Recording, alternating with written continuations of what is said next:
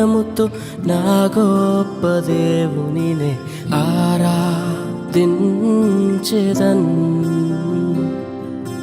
పగిలిన నా కుండను నా కుమ్మరి యొద్దకు తెచ్చి బాగు చేయమని కోరెదన్. నా చిన్ని హృదయముతో నా గొప్ప దేవుని